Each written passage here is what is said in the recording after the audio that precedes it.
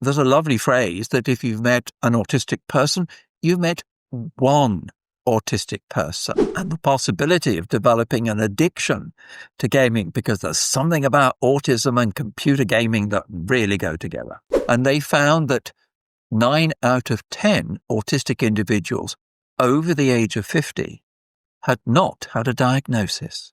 For those with autism, gaming can be a great boon. Where others see barriers to social connection, the autistic mind sees the removal of those barriers. Suddenly, symptoms disappear. In the words of this week's guest, often when you're playing the game, you're not autistic. Tony Attwood is an expert in autism and an adjunct professor at Griffith University in Queensland. He ran a private practice for decades, specialising in level 1 autism, formerly known as Asperger's syndrome. He also wrote, among other books, The Complete Guide to Asperger's Syndrome. This week, Attwood joins us to talk about how those with autism experience games, all the constructive positives and the dangers, and how we can better design habits and games around it.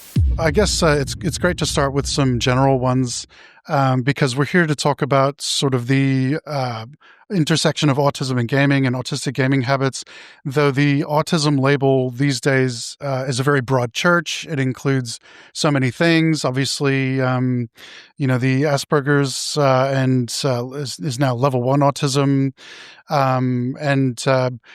It's almost like, when I listen to conversations about autism these days, keeping all of that in mind, it's like so many qualifiers have to be given before each statement about what a wide spectrum it is. And it strikes me as imprecise. Do you find the autism label helpful still, or do you prefer to still use Asperger's? I think I've been exploring autism for over 50 years, and it was very narrow in its definition a long time ago. Somebody non-speaking, high support needs, often at special school, significant intellectual impairment. Now we recognize a huge diversity of expression and coping mechanisms, and it's much more common than we first thought. But it means that there's a lovely phrase that if you've met an autistic person, you've met one autistic person. And what I find fascinating is the range and how it's affected by personality, coping mechanisms, and etc. So it's a fascinating, extremely diverse description, because when I'm doing a diagnostic assessment, I say today was the day we discovered your autism rather than diagnosed your autism. Excellent. And I want to make sure I'm getting the pronunciation right. Is it Asperger's or Asperger's? Well, it's named after Hans Asperger, who was Asperger. Viennese, and it's a hard G. It's a G rather than J. And I got that from meeting his daughter. And I asked her, how do you pronounce the family name? And she said, Asperger. Asperger. Cool. Excellent. I'm going to try and give it the full, in conversation at the barbecue, I'm going to give it the full pronunciation. Oh, yes, that you're part of the knowledgeable group. Yeah, that's right. Exactly. I was reading through your book, the Complete Guide to Asperger's Syndrome. I was reading about the history of Hans Asperger, and being precise with our terms, like it not only seems like using Asperger's as a term seems more precise and more useful. In the book, you also seem to prefer to keep using the term. But also it seems like, it was named after a guy who opposed the Nazis, and, there's that whole historical element as well. Yeah. I mean, when he started and described a group of kids at his clinic, he can't call them Asperger's syndrome after himself. Yeah. You can't do that. Lorna Wing did that in 1981. But in his descriptions of the children, and he was trained in the 1920s, 30s, where as a pediatrician or psychiatrist, the powers of observation and analysis were really quite extraordinary. But it's interesting that in his description of the children, there was remarkable compassion and support. There was an intellectual curiosity, but clearly a compassion and trying to understand and support such kids. So I think he was a very good clinician. The politics of the time is a separate issue. That's right. Given with all of that considered, the politics of the time and all that, do you currently use Asperger's or just level 1 autism? I'm not allowed to use Asperger syndrome because of DSM-5, Diagnostical and Statistical Manual, determined that it should not be used because it is inconsistently applied in clinics. In other words, different clinics would diagnose Asperger's or autism or whatever. Instead of training people in how to accurately diagnose Asperger's syndrome, they decided to get rid of it. Right. And there's all sorts of societal issues there, like, people having a different understanding of what Asperger's is as opposed to autism, and, different levels of treatment with government programs and school programs and stuff like that. It is. The thing is, not every autistic, and I'll use that term, autistic person needs government support. There are many autistic individuals who are coping remarkably well, but there are those that do have support needs. And that may be in terms of school, job, but also in terms of mental health issues. And one of those is related to computer gaming and the possibility of developing an addiction to gaming, because there's something about autism and computer gaming that really go together. Well, that's very relevant to some of the questions that I have, including the next one. Do you think you mentioned in the book there was, and the original version of the book was written some years ago. But in the book, you mentioned there was a sort of a generation that had a missed opportunity to be diagnosed and identified and also understood. What's the status of that generation now? Are we still seeing a high amount of discoveries from people who've kind of come in late in life to it? Okay, I went to a conference in Perth, the Asia Pacific Autism Congress, and a friend and colleague was doing some exploration of late diagnosis, and they found that 9 out of 10 autistic individuals over the age of 50 had not had a diagnosis. Wow. 9 out of 10, you said? Yes. So, Wow. in other words, they are still the lost generation. Now, I'm getting a deluge of people for diagnostic assessment. Adults, both males and females, but particularly females, women, who realize I've always felt I was different. There is something that I can't quite describe accurately. Professionals don't seem to know it, but often they then identify autism as a description of themselves, and they need a formal diagnostic assessment.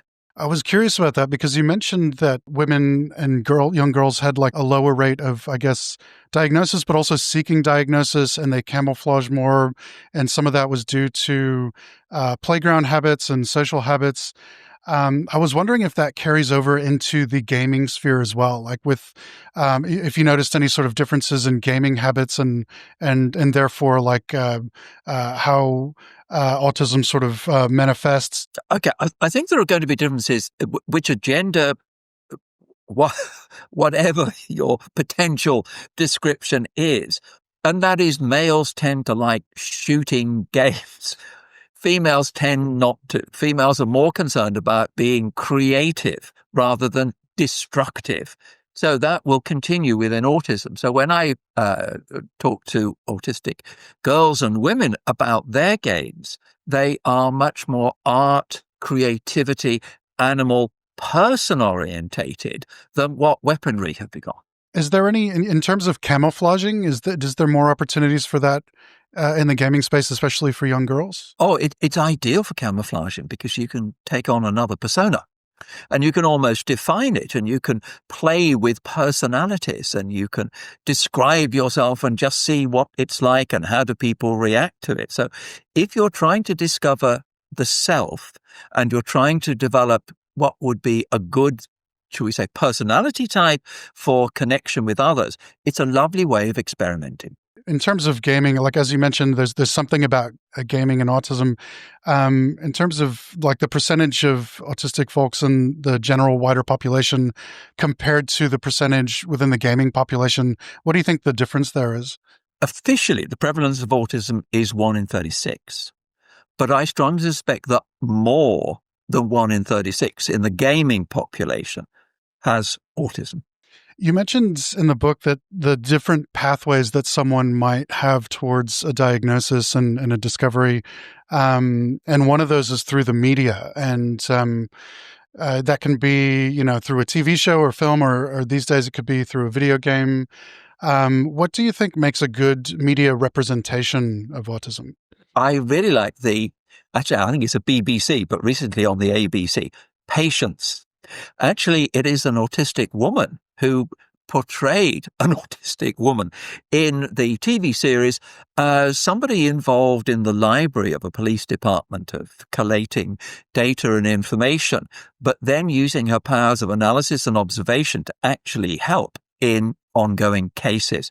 And I thought the actress and the scriptwriter portrayed autism so well in a very positive but also compassionate way. There is often like this trope of like the autistic person with a superpower. Like, I don't know if you've seen Extraordinary Attorney Woo. Yeah, I think to a certain extent, if you're not spending your life socializing, you're going to develop other skills. And a part of autism is often seeking information or to create an ability which becomes your sense of self, and also for the wow factor from other people. It can be the arts, it can also be computer gaming.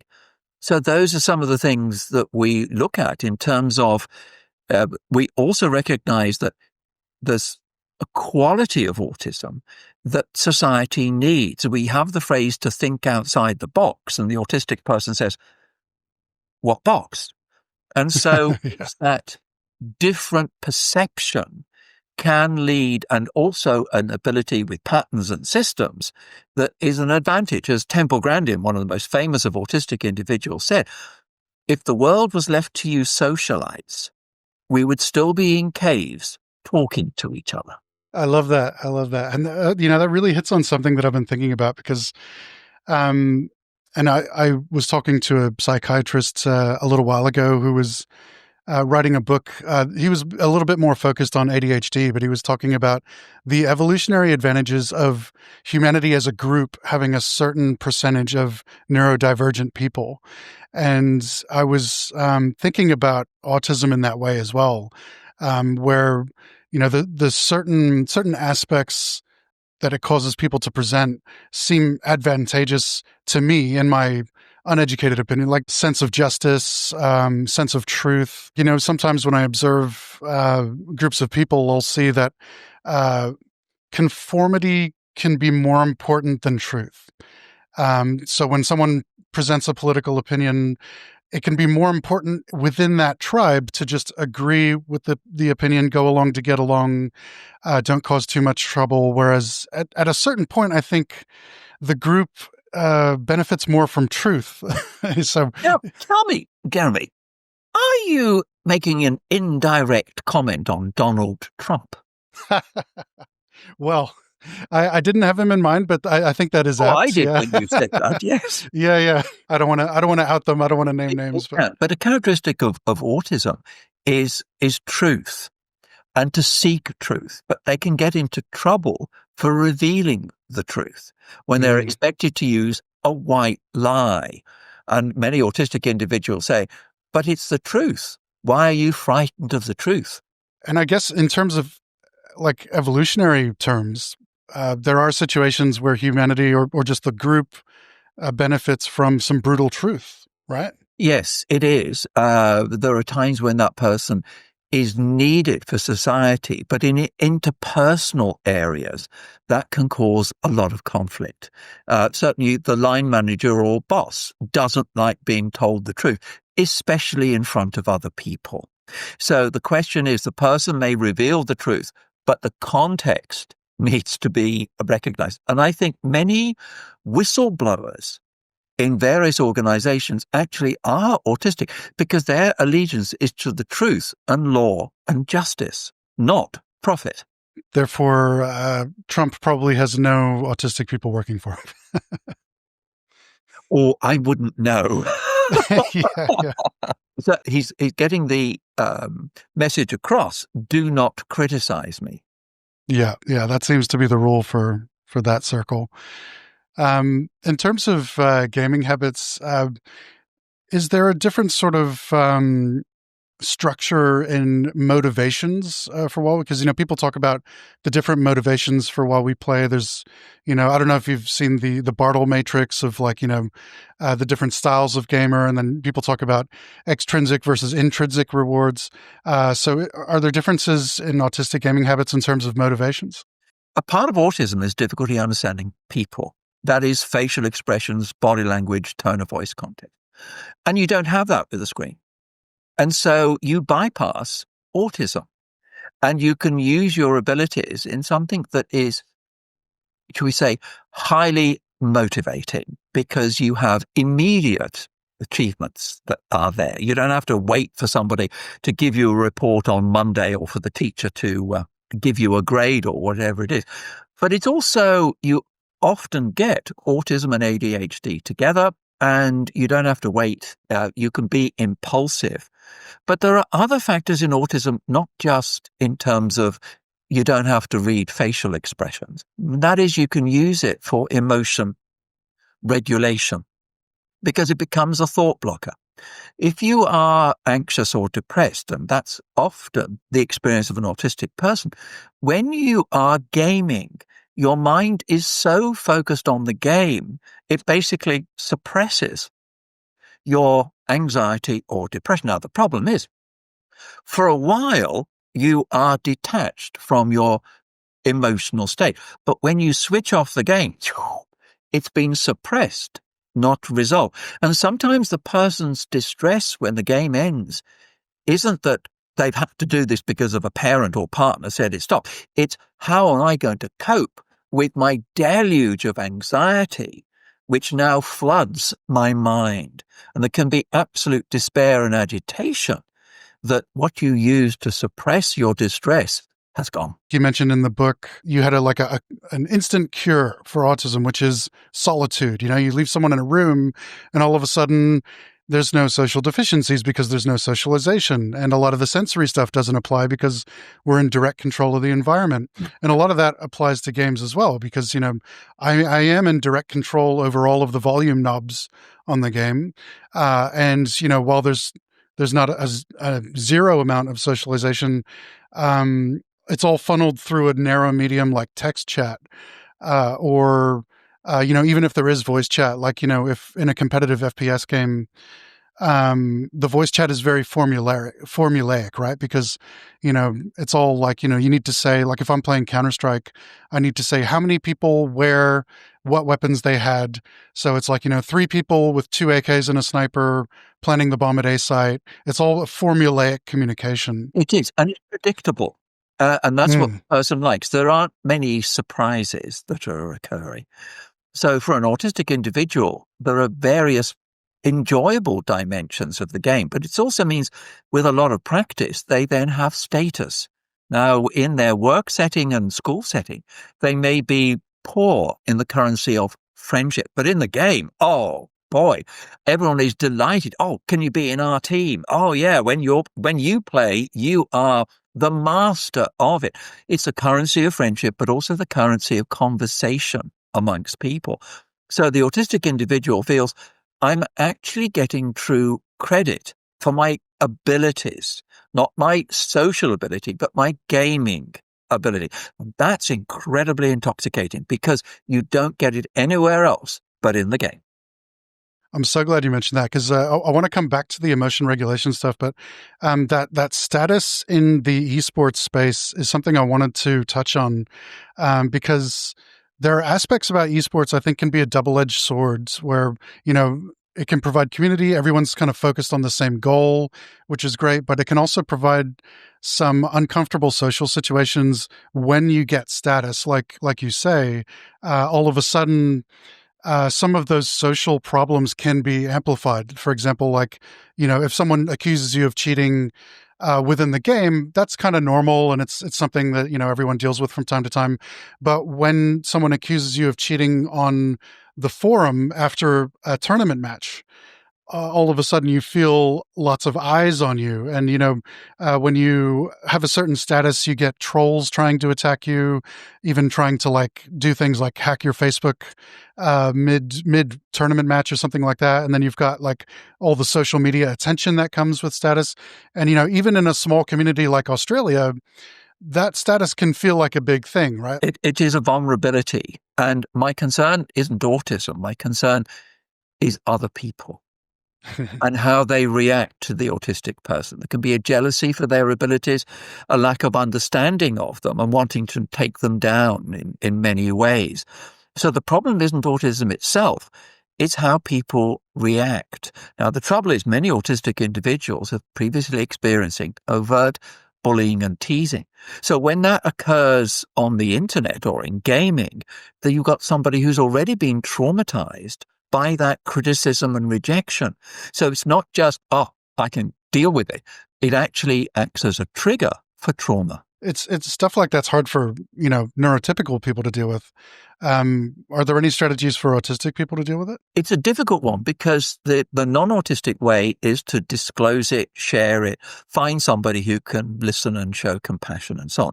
In other words, your solution is social. Often in autism, if you have a problem, you don't think social. I've got to solve it themselves. So it can be something that goes much deeper and takes longer to recover and can lead to extreme reactions. So it means that it can be more, shall we say, a greater vulnerability and less ability to repair that can lead to, shall we say, a number of psychiatric issues subsequently. Depression is a classic one. And then, shall we say, as much as you get a meltdown and usually an explosion of agitation, here you get an implosion, which is including suicidal ideation. So sometimes the reaction to these criticisms of trolls is suicidal thoughts because they are so despondent about it. And the people who makes these comments have no idea that their moment of satisfaction of send, what it's going to do to the person who receives it. Right, and that has to do with whether the person tends to internalize or externalize what happens to them, right? Yeah, and a common autistic one is to internalize and suicidal ideation. The level of depression, but also suicide in autism is very high. There was an interesting situation a while back. A high-level esports player, I believe his name was Nico, and he was found to be complicit in cheating. And there was kind of like a bug that allowed for cheating, and it was mainly his coach that was doing it, but he kind of knew about it, and he got caught, and he came out and basically blamed it on his ADHD, and he said ADHD and Asperger's, which he had a quote, which I've got here, which says, can affect a person's ability to know right from wrong and make values-based decisions on their own. The interesting thing to me was that the media just didn't know what to make of it. Esports reporting tends to be young people, not a lot of experience in these issues, and we don't know how to report this. We don't have the education. No, but I'm going to develop that to another topic that clinically concerns me, is that you may get an autistic individual who has a natural creativity with computers, with programming design. And unfortunately, I've had a number of cases where they've been recruited by criminal organizations to, should we say, use their computer skills to extract money. And it's often the autistic person who's found, charged, etc. So there are a number of occasions when computer hacking has been done by an autistic person, either as an intellectual exercise to prove, I can do it. This is purely, it's not for money. It's not for espionage. It's basically, I'm better than their computer people on my own in my bedroom, which is remarkable. But some of them are actively recruited by criminal organizations to do their dirty work. And of course, they then disappear when the police come calling. That sounds very familiar to me. I think there's a lot of people in the gaming community who like to break games just for the challenge of it. It's not even about cheating or anything like that. It's just about the technical challenge of beating it. And you say that you've had direct contact with people who were recruited in that way. Yeah, one recent one was with telephones rather than computers. Right, sort of telephone hacking or Yes, manipulation. and accessing and extracting money. I'm not an expert in how it was done, but I do know that it was illegal. But the autistic individual who did that saw it as an intellectual exercise, which they were encouraging him for, without realizing the implications for himself and society in what he was doing. It was his naivety, which was incredible. Is law enforcement sympathetic to that? Law enforcement is aware that there's almost sort of mitigating circumstances. The issue there is in sentencing rather than guilt. Being autistic doesn't mean to say that you are not responsible for your actions, but there can be an understanding that the malicious intent and the manipulation by other people needs to be considered in terms of sentencing. We talked about being in a part of a game world and how symptoms kind of disappear, but also the other side, which is some of the emotions can kind of build up and come out in a catastrophic way. Is that something that, obviously, you would say moderation is the key, but moderation is also the challenge. So is that something that we want to avoid? And how can we find ways to lean into our feelings so they don't reach an exploding point? I think that's important because often the last person to know is the autistic person themselves. They are so engrossed in the game, out of context, and they have a determination to continue. Positive characteristic of autism is determination, but that can be a disadvantage when you're playing the game. And there are certain games you can't beat because it works at the speed of electricity. There's no way you can beat that. And that can lead to an emotional reaction of despair of not achieving the goal, which can be very destructive for the individual. So it may well be that there needs to be external means of moderation. Now, that may be that the person realizes how long they can cope with and make sure on their phone or a device, the alarm goes off and you have to stop. And there's a reason, because it's going to get you upset. You're not going to improve your abilities by keeping playing. You've reached a saturation point, and it's either an external prompt of a device that says, cut it, or a parent or a program itself with artificial intelligence may be able to determine for this person, you've played enough. And what would be interesting is that there's a little banner comes across. This is your mentor speaking. It is now time for you to take a break. Is it possible to engage in sort of emotional regulation methods before the gaming happens so that you don't reach that point where you're sort of afraid of stopping playing and then dealing with all of that emotion? Like, are there certain techniques, like, I don't know, whether it's meditation or therapy or other things that, help you sort of lean into it before the gaming starts? Yeah, I think in emotion regulation, if your primary means of regulation is avoidance, play the game, you need other strategies. And that takes away the compulsion because nothing else works like that. And you made a suggestion of mindfulness, meditation, yoga. Yes, but not everyone takes to that positively. So we need a variety of mechanisms for emotion regulation. But gaming is more for pleasure and achievement rather than, should we say, a mental health. It's almost as though it's self-medication.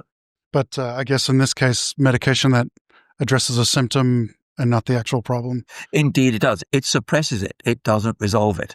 Yeah. With the WHO recognizing gaming disorder, I've noticed a deluge of studies mainly coming out of China that are covering gaming disorder. And it's a area of contention. Like there's not a consensus on whether this is even a thing or whether it should just be lumped in with, like retail therapy and a whole bunch of other behavioral stuff. So I'm curious as to if you've been keeping across that at all, and what are your thoughts on it? Okay. You use the term, and it is gaming disorder. In other words, it has a negative effect on quality of life. And I think that's the major definition that you have. Often what's a concern is not what you're doing, It's what you're missing out on and the cost of what you're doing. Now, my concern is that there's a resemblance between gaming and gambling. And the combination of the two, of loot boxes and things like that, means you're moving away from gaming into gambling. And that's a different ballgame. Very concerned about that. Yeah, 100%. I definitely agree. So, I mean, there's more and more gambling systems being included in games these days. Some of them are attached to money, and some of them are just attached to time and effort. But, you know, the loot boxes are definitely the more egregious ones. Do you think the autistic gamer has like more of a sensitivity or a vulnerability to those extrinsic sort of psychological manipulation systems that are akin to kind of like Skinner boxes? Yes, I think they're more vulnerable because often they're not disclosing information to others, where someone can be, shall we say, it may be a partner, parent, friend of moderation, and it's done as an individual basis.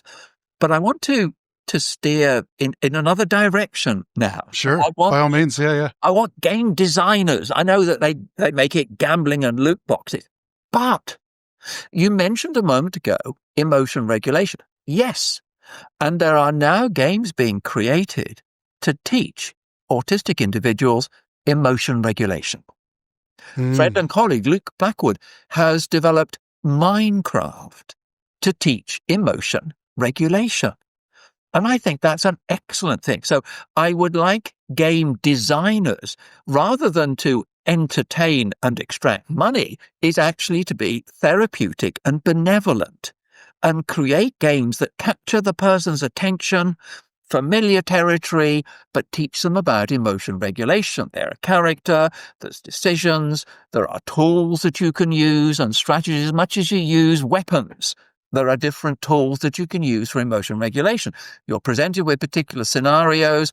What are you going to do? How did you do it? I would see this would be very much a force for good in gaming, to have gaming that actually encourages not just emotion regulation, but the concept of self and a positive sense of self.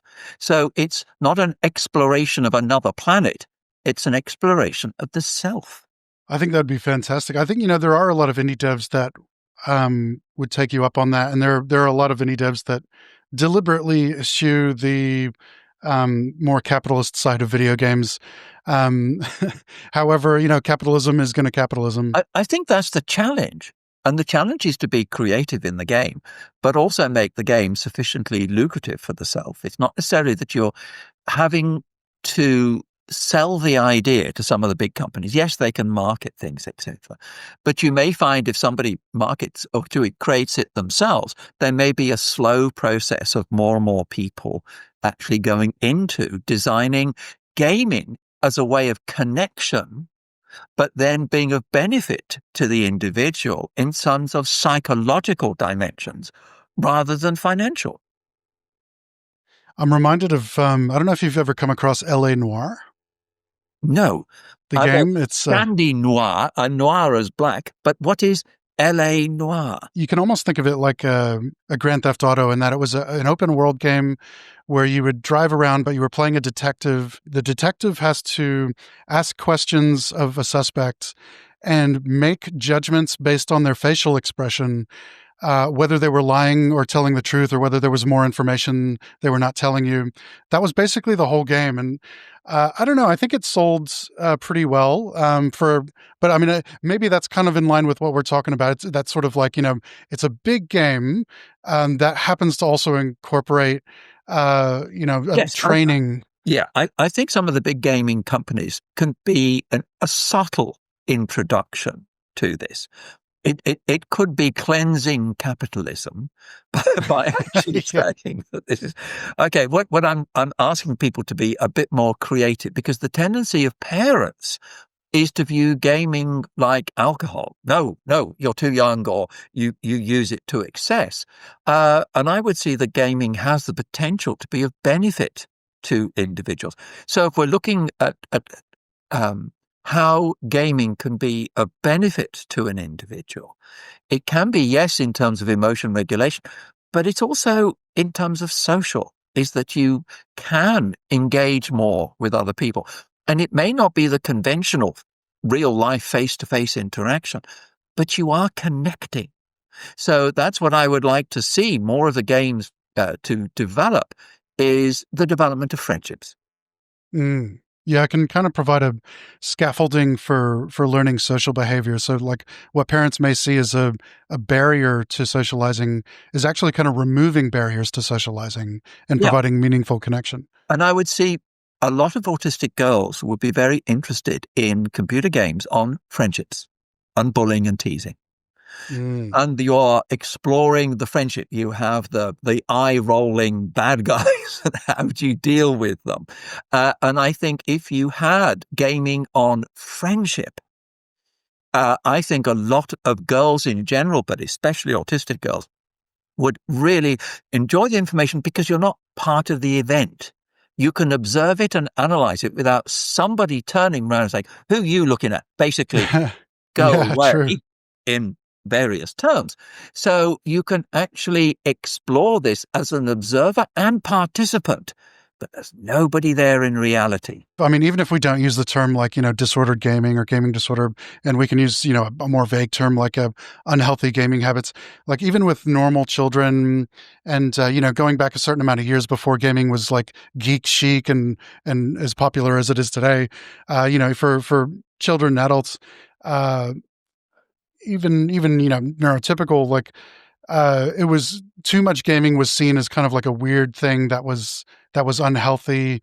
And one thing that gamers would routinely say is, "This is just my recreation habit of choice." Like when you come home, you want to watch The West Wing or House of Cards or whatever.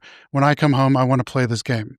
So it's just a sort of media preference. So even within that space that everyone deals with, some people have a hard time distinguishing between unhealthy, like when they're observing someone else, like, is this an unhealthy gaming habit or is this just a preference? And then when you take that into the autism sphere, does that line become blurrier? Is it harder for people to tell the difference?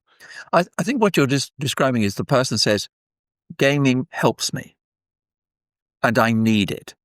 But other people can be envious of the amount of time dedicated to the game, not to interpersonal pursuits. So this is the area of, it's not the gaming, it's what you are avoiding by gaming. And it's the social interaction and all those sorts of things, that you developing real life team skills. This is what computer gaming's really, as we have programs on, potentially on friendship, it's team building. There are some elements of team building that are there, but it's resolving conflict, compromise, all those sorts of things that need to be developed. So I'd like to see gaming have more of a psychological input rather than a, shall we say, lucrative input and destruction in a way.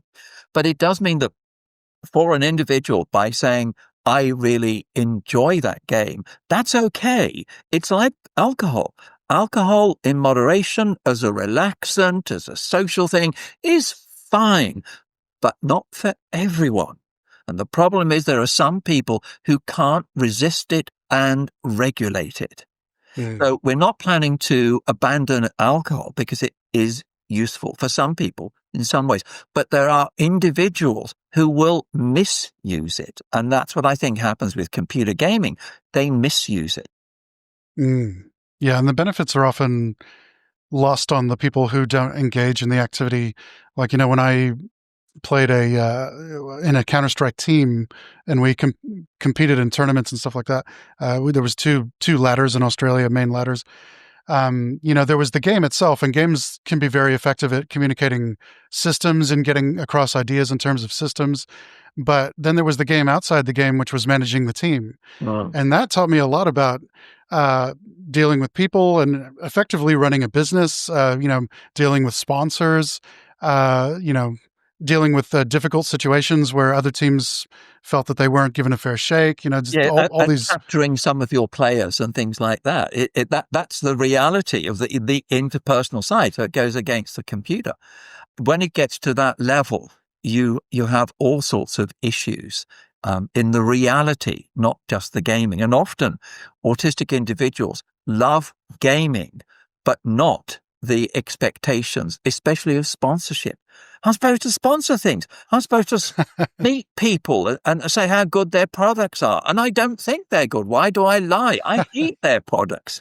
Absolute bullshit. And the manager said, but they're paying you $10,000. I don't care. I don't like it. Right now, there's a media manager at Riot Games who is nodding very knowingly because all of the players that were playing high-level League of Legends had to go through extensive media training before they did interviews with the media. Well, yes. And part of that is, why should I do this? I'm here for the game, not for whatever it is that the manager and others are wanting. That's right. And a lot of them are, very young. They really did just sign up for the game and not all this other stuff. Yeah. With some of the stuff we're talking about, like, whether it's parents or any sort of external folks who don't really understand the gaming habits of the person involved. And I'll also tie this in with a concept that you mentioned in the book, which is authority matters. Like when you're talking to a person with autism, they value authority. And so if you're talking to them and you don't know much about the subject area, they're going to give less weight to what you're saying because they're going to kind of say like, well, you don't really know what you're talking about. You're not an authority in the space.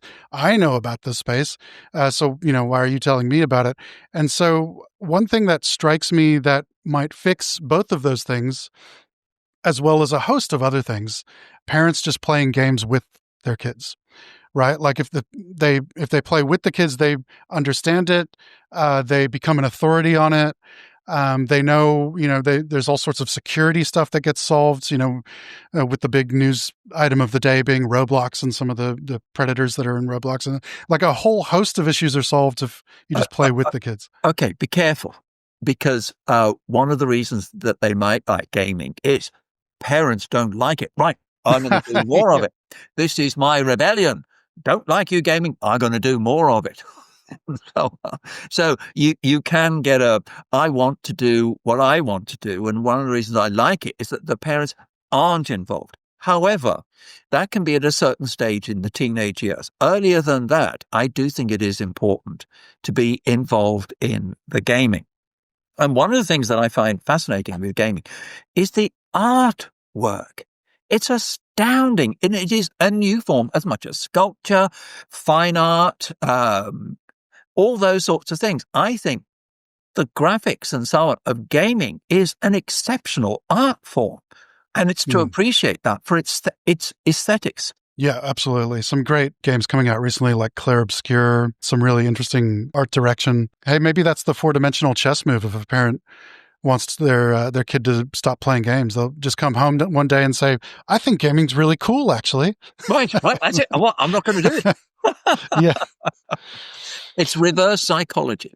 Exactly. Do you think that there's when game designers are making games, they are keeping in mind, especially if they've studied game design and psychology extensively, they're keeping in mind the cognitive limit that humans have for decision making. And, with any given moment, depending on the time frame, we have a certain cognitive limit. So if we're in a fast-paced first-person shooter game, we can only handle a couple of decisions at a time. Whereas if it's a slower 4X turn-based game like Civilization, where you have unlimited time to make your decisions, you can deal with a lot more cognitively in that time. Is that, do those considerations need to be different when keeping in mind people with autism? Is it easier to get overwhelmed? Yeah, I think what you're talking about is the stress level of the person playing the game. And the autistic person starts with a high level of stress. And it is something that games need to be aware of. Now, whether somebody in due course will have a component of the game that actually can assess the individual's mental state and then recommend, shall we say, assertively, and shall we say, giving the rationale to the benefit of the individual, you'll need to take a break to recover, to get back to your standard of play. Otherwise, it will diminish and you'll get more and more irritated. It's hard to reduce the stress and the sort of cognitive load without also getting rid of what they would call skill differentiators. Like, a lot of that stress is attached to a skill differentiator. Yeah, it's one of the things that's going to be important increasingly in design, as I mentioned a moment ago, graphics. But there's always a person involved. And it is what is humanly reasonable in that situation. And the gamers are always pushing the limits. But the problem is the consequences of those limits may be detrimental to the individual. Now, they don't have to face the consequences, but the person and their support network really do have to face the consequences of that. So there is a community or ethical responsibility of gamers to be aware of that. It's almost like, it's easy to, like, if your capacity is 100%, it's easy to fill up to 99% and then step outside of the game, and there's not a lot left for the community around you. It is. So, in other words, it can be of value to the individual in moderation, but if pursued to a degree of excess, it's detrimental to their well-being. What do you wish autistic gamers knew about themselves? I'm going to be very blunt. There's more to life than gaming. There's more to life than gaming. Yeah, and my other one was I guess kind of the other side of that, which is, what do you wish other people knew about the autistic gamer in their lives? I think they need to know that there's a reason for gaming. And we need to understand that and look at gaming in moderation and find a range of strategies. So gaming is just one of many different ways of coping with life. The person has discovered a way of thought blocking, coping, enjoyment, pleasure that's phenomenal, which is great. But the trouble is, there's nothing else. And the problem is, there's nothing else that compares to it. Parents can suggest something, but that's boring. Oh no, going out in nature amongst trees, that's boring. And so those can be the issues that needs to be recognized, that there is more to life and it depends on how you perceive it. Is it a matter of like taking a scattershot approach early in life and just trying to expose them to so many different things that eventually they'll find a few that they enjoy? Yeah, I think that early on you can diversify the approach. But later, once the person has become so engaged, the solution will come internally, that the person themselves, not on the advice of other people, the person will decide probably just one day, I've had enough of this. I want to move on. I want to do other things. But that is sometimes a revelation for the individual that is made for very personal reasons of, I've had my day. It's at its use-by date. I want to move on to other things. Even gaming. People might even move on from gaming. Yes. Okay. Or what I want a lot of autistic individuals to do is design gaming that helps them in a way. If there can be games that become more individualized and finding out almost what are your issues, what are your concerns, what do you want to know? Right. These games will help you. So you almost need, as much as you have a personal trainer, you have a personal gaming trainer who gives you advice on which games and why would be good ones for you.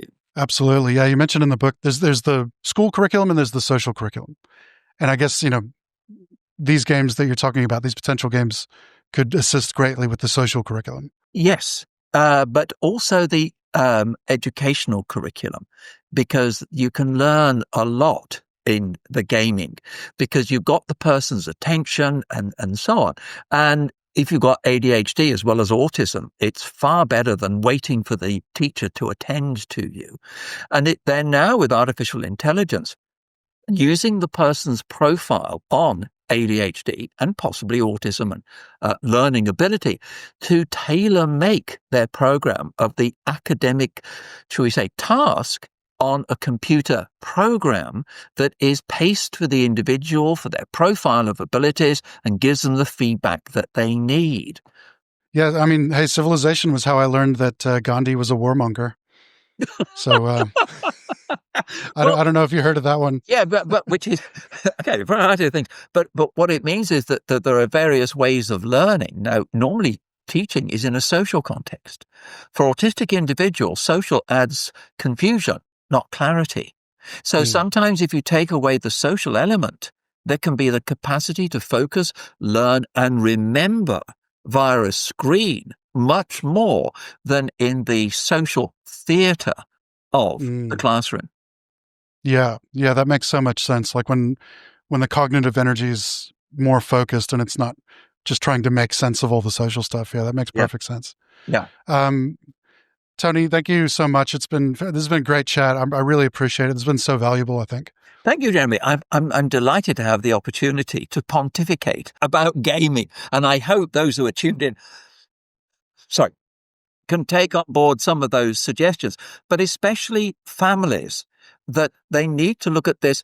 There's a reason the person does this. It's not to annoy you.